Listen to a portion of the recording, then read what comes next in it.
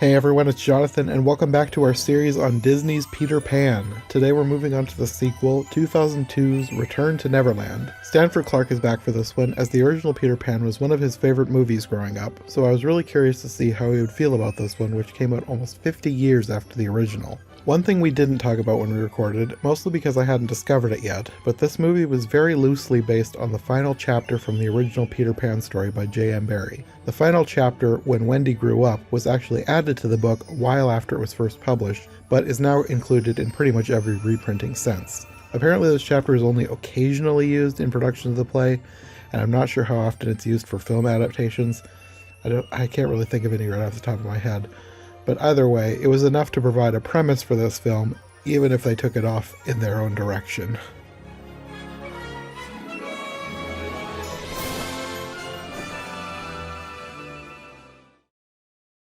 So, when did you first watch this one?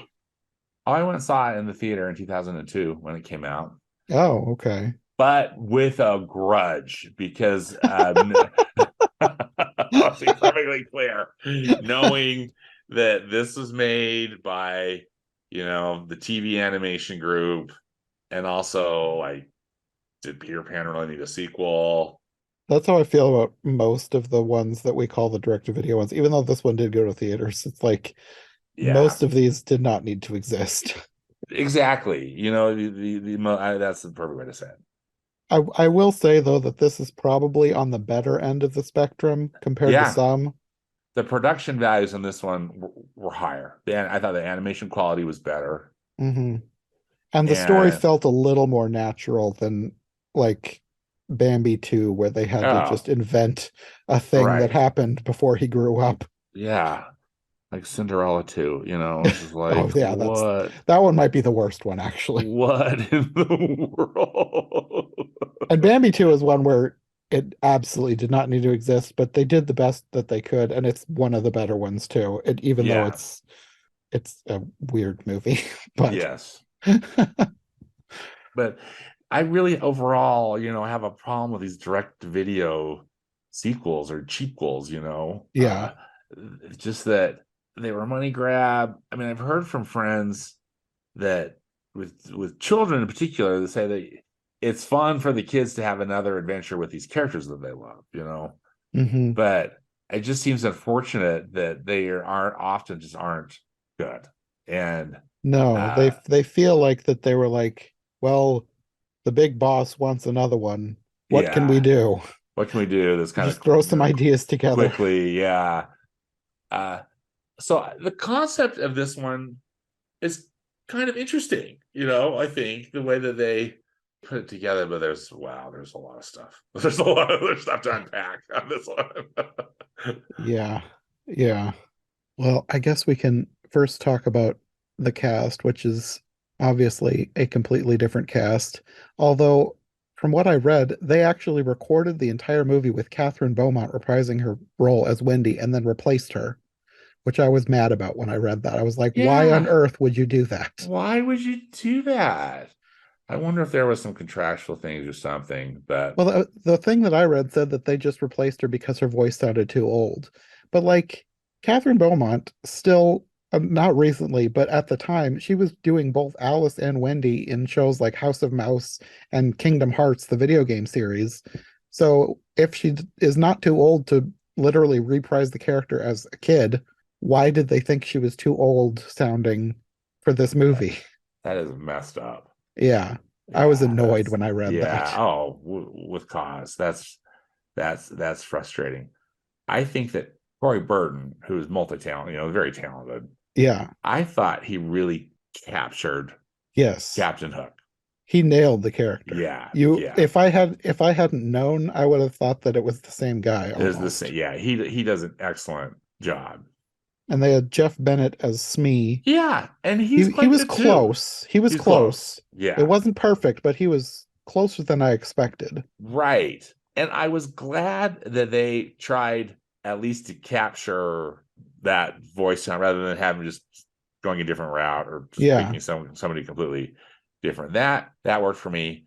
And I thought that the animation was pretty good in this one, that they seem Hmm. to spend a little bit a little bit more money on it, and that it looked pretty good. I mean, nowhere near as beautiful as the original, Of but course. when you compare it to some of the other cheap quills, it looks a little better. Yeah. And maybe that's why they decided, to put it in theaters, or maybe that was already, the goal I think it might have been the goal. I think this one was planned to be the first sequel to go to a theater. to go to the theater. Because up until this point, they had just been direct to video.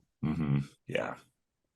We also have Blaine Weaver as Peter Pan, who I'm not familiar with. Yeah, I don't know He either. sounded fine, but I didn't think he sounded the same. Like, I didn't No, think he was a perfect replacement. I didn't think he was a perfect replacement either. It's just it could have been anybody, you know. Probably, yeah. And you have Harriet Owen as Jane, who is Wendy's daughter. And of course, she's not in the original movie, so there's no comparison for her. She sounded Right. fine too. She was Yeah, she was a decent sounding she character. was perfectly fine. Yeah. And most of the other people, I don't think I recognized Yeah, anybody I else. didn't You have either. Andrew McDonough as Daniel, don't know who he is. Roger Rees as the father, who is not a big character. He's at the beginning and end. One that did stand out, like I'm not too familiar with them, Spencer Breslin played Yeah. Cubby. He Yes. went on to do other things too. He was a child star at the time. Yes. And I believe he is related to Abigail Breslin. I think he's Yes. her brother. Yes. And I'm more familiar with her because Signs is one of my favorite movies. Yeah. And she was such a talented Oh, child she's an actress. amazing child actor. Yeah. Oh, so good. Although I did read that Spencer Breslin was nominated for an award for his performance in this movie, and I was like, of all the characters, What? like why Cubby in this movie? That's weird, It isn't it? said he was nominated for the 2003 Young Artist Award as Best Performance in a Voiceover Role at the 24th Young Artist Awards. Like, okay, Sorry to laugh. It's just like, it must not have been a crowded field in yeah, it's a 2003. random Although it says he because was nominated, so he didn't win. he didn't So maybe win. they just needed a couple extra people to throw in to the pool. It sure didn't seem like a standout, but really, to me, the only standout was Captain Hook. Was Corey Burton as Captain Hook. Yeah, most of the other people, well, I wouldn't know their names to begin with, but they Yeah, didn't have anything that really stood out to me as a great performance. yeah, They did what they needed to do. Although we did also have Frank Welker in here. He's a voice yes, actor. He did the octopus and also Nana 2. This, Nana like it too. didn't say Nana 2, but like as soon as she made a noise, I was like, that's Frank Welker. Good call. There's something about his animal noises. I can just tell when it's You can Frank just tell Welker. there's all this Frank Welker. I initially rolled my eyes with Nana too. Um, Me too. but my cute nephew, when he was young, he had a dog named Shadow, and something happened to Shadow. And I think either Shadow got sick or it just wasn't a good match for the family or something. So Shadow went to another home, and then they got another dog, it worked out great. And his name was Shadow 2, Roman numeral 2. And they just called him Shadow, but I remember that was on his tag, Shadow 2. Yeah, So I rolled my eyes with Nana too, but then I'm like, oh, okay. yeah. My first reaction was like, really? You couldn't think of Yeah, something more original? But something more it is something that some original. people do. Yeah, although I still would have liked an original name, or just Yeah, a different, or just a kind of a different dog, type yeah. of dog. But anyway, And I should also mention we talked about Catherine Beaumont getting replaced. She was replaced by Kath Suchi, who's another big voice actress. Like nothing against her, of course, because she's fine in this role, and she's a yeah, really good voice actress. So yeah, and she's done a ton of work, right? I mean, yeah, yeah. she's done so many things. So she's good in this role. I just wish it would have been Catherine Beaumont. I do too. Only because again, linked it to the original, Yeah, in a yeah. nice way. But maybe Captain Ballmer can feel grateful. Anyway, Well, this movie starts in a way that is like so of the time. And it's one of the big problems that I have with a lot of these direct-to-video sequels. They do not sound like they belong as a sequel to the original just because of the music. This starts with a very 2000s sounding rendition of Second Star to the Right. Yeah. It's just, Instantly, I rolled my eyes when I was like, oh dear. it instantly dates the movie. Yeah. And I had forgotten. I mean, because I only saw it the one time in the theater, and then I was more just like, please never let me see this movie again, you know. But I was happy to watch it because it's been a long time. So it was Yeah. okay. It's been, 21 years. And I think overall that's one of the issues I have with this movie because again, I know it's the TV studio and they're have a different sensibility and a different audience, kind of a different purpose. But as you said, it immediately dates it, and it also just feels out of place because all the songs are more, or most of the songs are more modern, or more poppy. Yes. Though Uh, it's the same thing happened with Bambi too. It just okay, felt it just felt wrong because yeah, like the original has a specific sound and this does hmm, not feel like it belongs with the original based on the music alone yeah, because like with Bambi it was like this I don't remember the group's name but like there was a specific sound to the quality of the music and Bambi 2 was like very country. I think Alison Krauss even did one of the Oh, songs on you the know what? I soundtrack think I remember that. Yeah. Okay. and I haven't watched it yet, but I know Fox and the Hound did the same thing when they did a sequel. I think Reba McEntire did some of the music. She's like even a voice in the like it's just it I don't know why they feel the need to Wow. modernize it so much. Yeah. It feels weird. Hmm. So this movie takes place decades after the first movie. Wendy is grown up. She's married someone named Edward and they have two kids, Jane and Danny, and a dog named Nana too. And Edward has to leave to fight in World War II, which I kind of liked the setting because Me it made too. sense with the era that the first one was from, and moving it up a few years made sense to set this in World War II and have the initial conflict in the family revolve around that. Yeah. I just wish they could have done it better. Right. Same.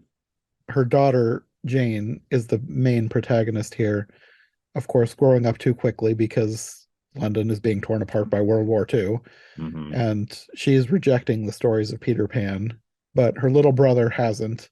And like I hadn't seen this movie before now watching it for the podcast. And I was like, I was waiting for Danny to go to Neverland too, because like that would be so great for him. And then he didn't get to go, and I was like, I what? know. Why? The Poor kid really kid. would enjoy it. Or to have kind of a sibling adventure, Yeah, to improve their relationship. But yeah. yeah. But I really liked how Wendy was using the stories of Peter Pan to distract Danny from the war happening outside while they're in the bunker. I did too. I thought that worked. Yeah, That was smart. it was the perfect excuse for the stories because like there's bombs happening, so she tells them that they're Right. cannonballs. Like Like, having to go to the bomb shelter and yeah, scare everybody scared to death. hiding from the pirates instead of the Yeah, Nazis. instead of the Nazis. Yeah. And I thought it worked, and it brought a level of believability. I mean, I don't know what would be the right word, but Yeah, just yeah, it felt real. yeah, it felt real. And then they tie this into the thing that actually happened with kids being evacuated to the countryside for their safety. Wendy tells Jane and Danny that they have to go, and this leads to a big fight and another very stereotypic sounding melodramatic early 2000s ballad about no such thing as faith and trust in pixie dust. Oh, that's where I was just like, oh my goodness, I'm ready for it. Yeah, yeah. And it was interesting though, the song sounded so familiar to me. Like I have never seen this movie, but it sounded so familiar, but also completely unfamiliar at the same time. And then it played again over the credits, and I suddenly had an epiphany. And I pulled out my phone and did you know the app Shazam? Oh yeah, Where so I used that on it, I and used to just am all the time. it was a song called I'll Try. And I realized this song was on an album I had. Are you familiar with the Disney Mania series from the Oh, early absolutely. 2000s? They Yes. had this on one of the Disney Mania albums. Oh. It was somebody else did it. I don't remember who it was, but it wasn't the same It artist. wasn't the same artist that's in it was on the film. Yeah, so that's why it sounded very familiar, but also completely unfamiliar because the lyrics, when I got a better listen to the lyrics, I was like, this sounds, I know I've heard this before. No. Yeah, at the time, well, when I was a teenager, I was obsessed with the Disney Mania series. Like every time one came out, I was like, I've got to get the next one. Oh, those were great. I I wish love they still those. made them. I do too. I always like Disney cover albums. I was trying to collect them, and they now they kind of don't do them anymore, as far as I know. Yeah. So, anyways, Jane cries herself to sleep, and then in the middle of the night, Captain Hook arrives on a flying pirate ship and kidnaps her, mistaking her for Wendy. I was like, why does he have the pirate ship, and why is it still flying? Because like the pixie dust isn't permanent. Like when they used the pixie dust in the first movie, it wore off after a time. Like they needed to reapply. So I was confused as to why the pirate ship was flying. Me too. Because Tinkerbell's not there. Yeah, he doesn't have a pixie. Well, as far as we know, maybe he's got pixies below decks, Right. That are like chained to the hull. Tinkerbell's friends are like that whole concept was weird. I mean, again, it seemed like, okay, this is how they're gonna propel this story forward. I mean, and the flying pirate ship didn't look horrible. I think they were using a lot of CGI. Yes, there was a lot of CGI mixed with 2D in this scene. Yeah. And And it it was it wasn't was fine. terrible. I can't criticize it too hard because there's a bunch of movies that I like from this time period that do it worse. Yeah, So I can't exactly. criticize this one too much It because was just more like I don't get the flying pirate ship. And then also yeah, though, and once the pirate ship starts going, it's really a weird way that they go back to Neverland. it's Or this is why I'm sure that it's supposed to be another dimension because they like go through this kaleidoscope portal. Like yeah, it's not exactly the same. it's like Like World of Tron, you know, and you're just like, what is this? yeah, like I it's fine. Like I like the idea. It's just weird. They access it like by going through the middle of Big Ben. Oh, did they? I must have Yeah, missed that. Maybe I like was writing some notes and I if missed I'm the not mistaken, portal the pirate opening. ship like goes right through Big Ben, and it's not like they break the glass or anything. It's just that's when the kaleidoscope starts. And I think ultimately the Okay. kaleidoscope ends with the second star to the right. You know, the other two stars. They're Well, like, maybe Captain Hook has, in between films, accessed some sort of interdimensional portal technology, and he can now open kaleidoscope portals, taking them between London and exactly. You Neverland. know, stuff can change. Or maybe it's more efficient. I mean, I can't. I don't want to like be too critical. It seemed like such a drastic change. Yeah. Anyway, Of all the changes, though, this is the least the least egregious. yes, yes, and yes. So apparently their plan is to take Jane back to Neverland and feed her to an octopus in order to lure Peter to his death. I mean, I'm just shaking my head. Because yeah, the crocodile is no longer. Yeah, I was like, why? They should at least explain that because there's like one line later on about, "Oh, I just got rid of the crocodile and now I've got this thing chasing me," Yeah, something like that. this crazy octopus. Yeah, because you have, of course, Peter comes in, saves Jane, and Tinkerbell uses her pixie dust to pull the octopus out of the water and drop it onto Hook. And it tries to eat him, gets a taste for him, and now he's the new crocodile. Yes, Because he also thinks that Hook is delicious the and wants to hook is finish just. him off. Apparently, Hook just tastes really good. Yeah, hook. You know, wow, he's got something going on. The the big orange octopus. I just didn't love. I didn't love anything about it.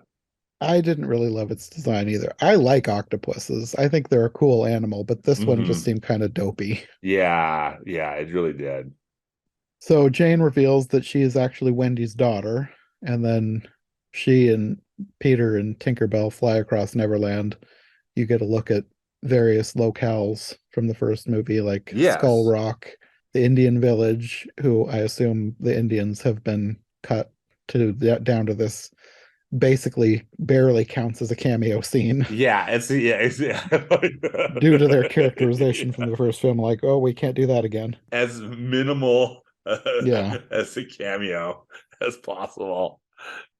And they also visit the mermaids. And I, at first, when the movie first started, like up until this point, I was assuming that Tinkerbell was the new Tinkerbell, like she's like sweet and friendly and loving. But here you find out she hasn't really changed because the mermaids, even though they're not trying to murder Jane this time, they're just trying to dump water on her.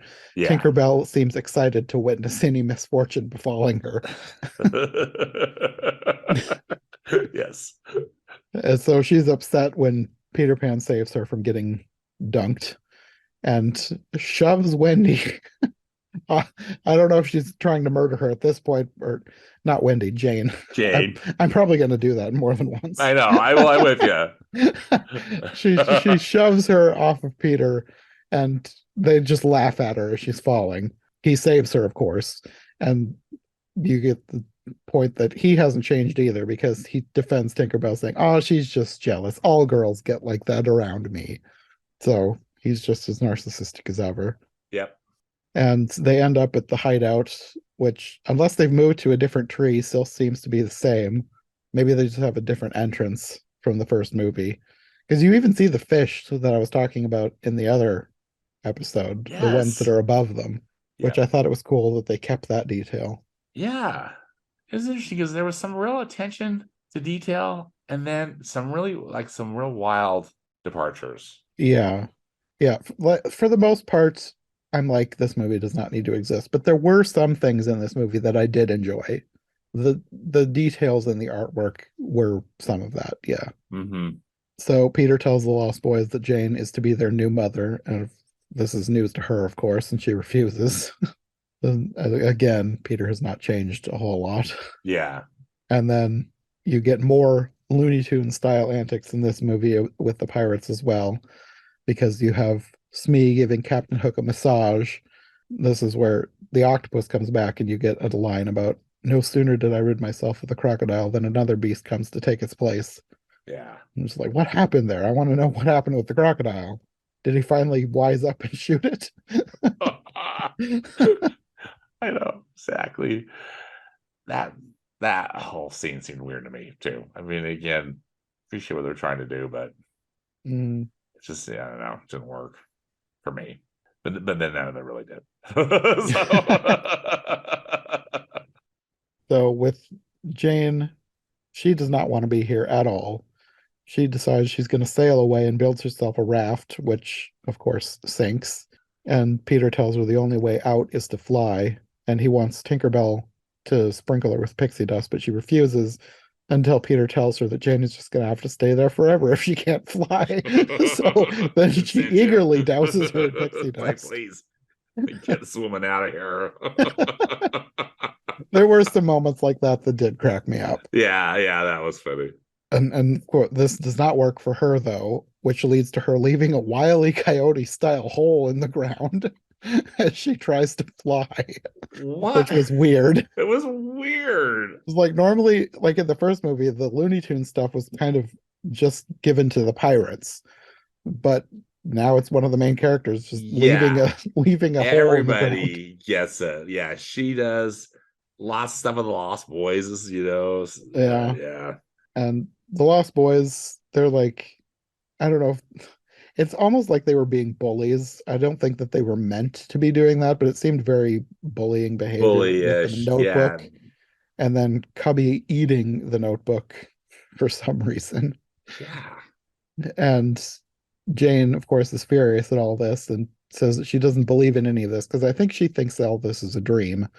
And she says she especially doesn't believe in fairies, which apparently mortally wounds Tinkerbell, leaving her flightless and near death. Right. That so they really played on this one that because of Jane's disbelief in Tinkerbell, that's killing Tinkerbell. Right. I mean, she's dying.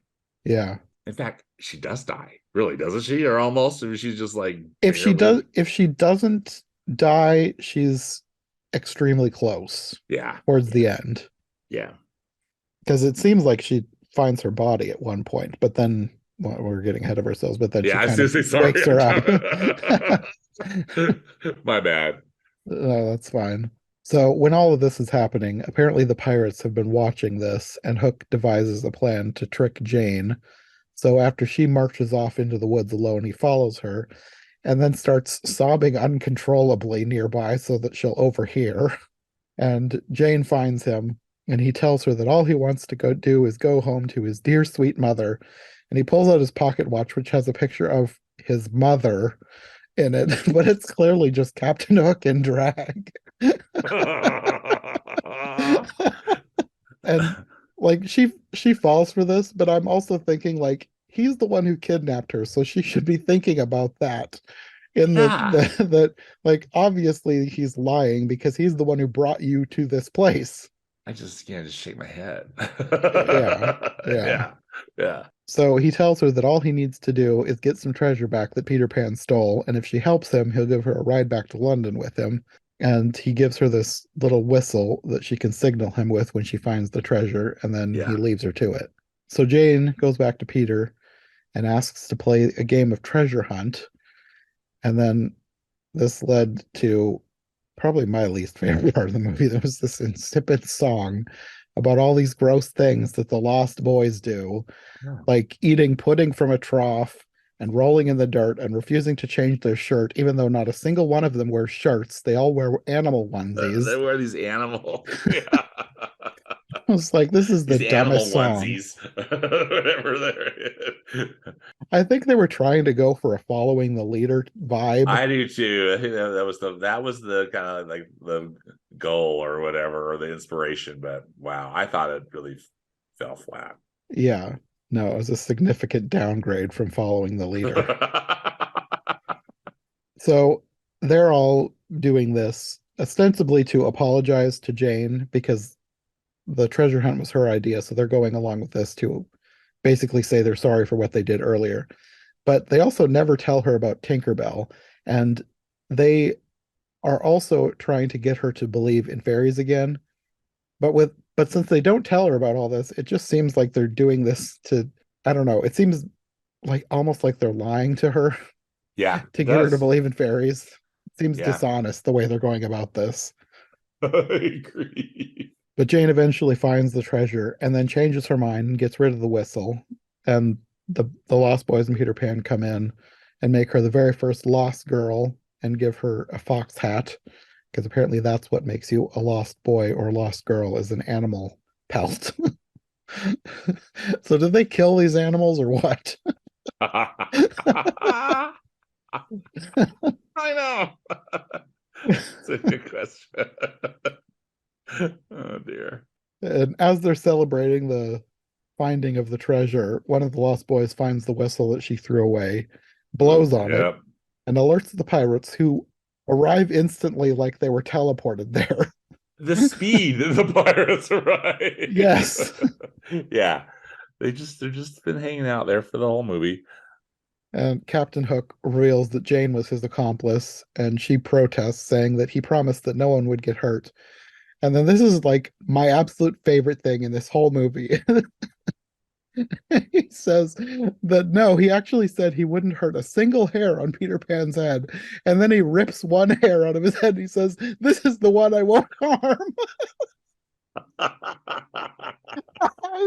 I about died laughing. I had to pause the movie. I was laughing so hard. Oh, that's so good. So Jane tries to tell Peter that this is all a misunderstanding, but he yells at her for lying and blames her for Tinkerbell's fading light. And for some reason, Captain Hook takes everyone back to the ship with him except Jane.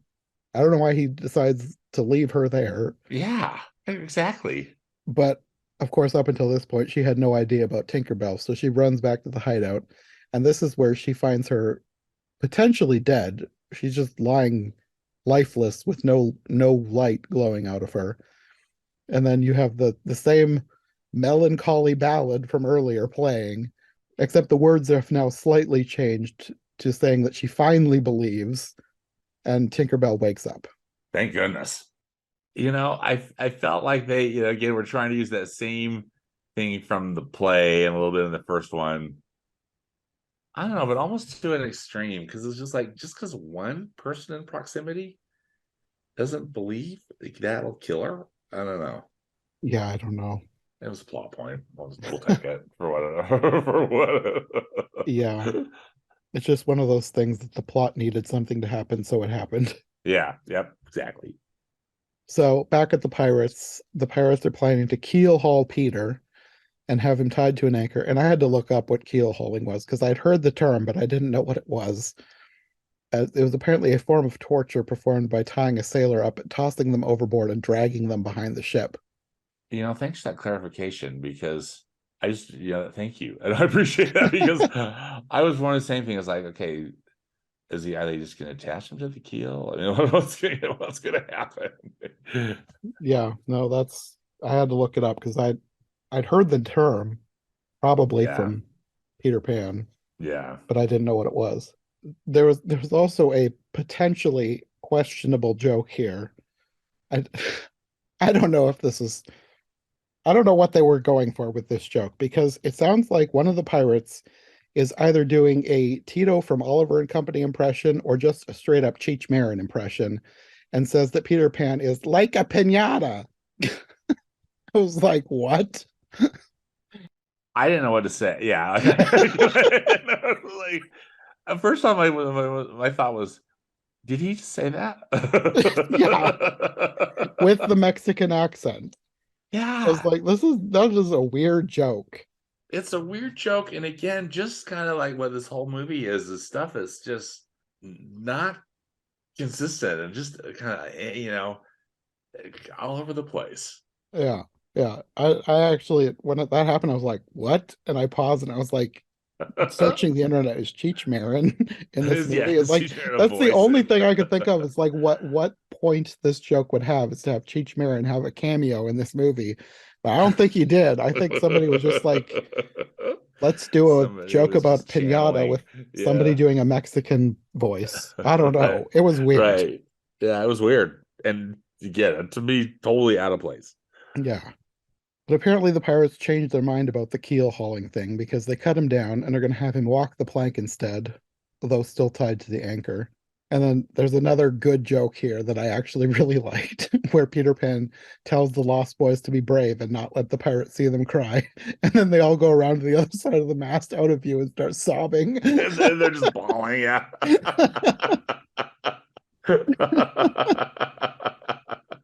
Yeah. That made me laugh. And at this point, Jane and Tinkerbell arrive, and this leads to another Looney Tunes style sequence where the Lost Boys are free and they start chasing everybody all over the ship. And maybe I missed something, but like Tinkerbell is trying to get a key from Captain Hook. But what was the key for? I did I miss Yeah. something? I don't know what Yeah. the key was for. I think by that point, I was just like, I really don't know what's going on, and I just wish this movie would end. Probably, but it was not clear what the point of No. the key was. I was so Yeah. confused. And it could have been that I was just kind of checking out. Maybe I missed something. Yeah, ditto. And during all this time, Captain Hook seems like he has very ample time to kill Jane because like there's the whole thing similar to the first movie with up in the sails of the ship. And then she reveals that she can fly, even though like he had her like at sword point for so long, she should have flown away long before Yeah, this. right. I think they were just waiting. They wanted a dramatic thing to happen, so that's why they did it that way, but it made no Yeah, sense. it didn't make any sense. Yeah, agreed. Kind of like the whole movie. Yeah. And then Peter uses the anchor to sink the ship, which wakes up the octopus, who now just wants to indiscriminately eat all the pirates and chases them all out to sea. Yeah, it's like, forget Captain Hook. He's like, get greedy. Then they all fly back to London. And at this point, this made me think of something that I didn't think of with the first movie, even though I should have. It's like apparently this everything with Neverland works according to Narnia rules because no time seems to have passed. Because like Right. with the first movie, yes, it's obvious that it takes place in the same night, but with this one, it was like there was this time limit, like Oh, there specific was like, about her having to leave, and they hmm were gone for so long that it really stood out to me the fact that she came back on the same night. yeah, that was kind of again confusing to me. Yeah. Which of all the things is the least big deal. Like it can be Narnia rules. I don't mind. It can be Narnia Yeah, rules. yeah, well said. But yeah, she wakes up in her room same night that she was kidnapped. Then she goes and apologizes to Wendy and her brother, and she tells Danny everything that happened while Wendy goes out to look up at the sky, and she meets Peter and Tinkerbell again. And apparently there are no hard feelings between her and Tinkerbell because Tinkerbell seems happy to see her again. Yeah, Tinkerbell was very gracious. Go figure. I did like that they had a moment with Wendy at the end. That was kind of nice. It would have been more poignant if it had been Catherine Beaumont, of course, but Right. Exactly. I think that's probably the only part that was kind of heartwarming. mhm, Literally for me, like, oh yeah. yeah, I mean, the World War II stuff was interesting in the beginning, as we discussed, but that was actually was a nice moment. I'm glad they included that, and I'm glad that I was alert when that happened, that I mhm. wasn't already just in the complete brain fog, like, oh my goodness, get this movie over with. Yeah. So then Danny and Jane come up with her and watch them leave. And as Peter and Tinkerbell are leaving, their father is returning from the war. And that's basically the end. I wonder if that means that they don't have to leave. I don't know. I wondered about that too. Maybe that's an assumption I made, but who knows if that's really. Let's say that it is, huh? Like the dad's home because the war is, to a point that he could come Yeah. home and the kids don't have to leave.